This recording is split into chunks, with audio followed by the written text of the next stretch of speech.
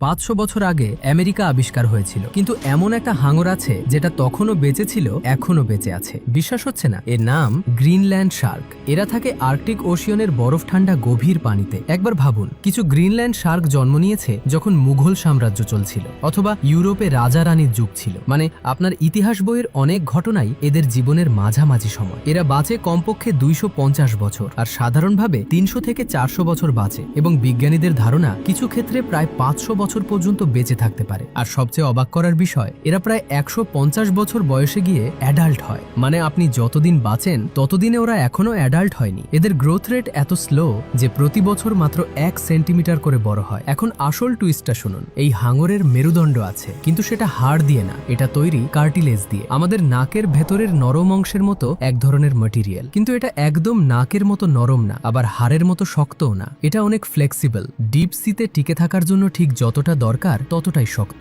সোজা কথায়, এটা মহান আল্লাহর এমন এক নিখুঁত সৃষ্টি যা গভীর সমুদ্রে টিকে থাকার জন্য একদম নিখুঁতভাবে তৈরি। আজকের এই গল্পটা এখানেই শেষ না। এই হাঙর যখন জন্ম নিয়েছিল তখন আমেরিকা কেবল আবিষ্কৃত হচ্ছিল, কিন্তু আপনি কি জানেন আমেরিকার সেই আবিষ্কারের আড়ালেও লুকিয়ে আছে এক বিশাল রহস্য? জানতে চাইলে কমেন্ট করুন ইয়েস। আর এমন আরো মাইন্ড ব্লোয়িং এডুকেশনাল ভিডিও সবার আগে পেতে এখনই পেজটা ফলো করুন, এবং ভিডিওটা শেষ পর্যন্ত দেখার জন্য অনেক অনেক ধন্যবাদ।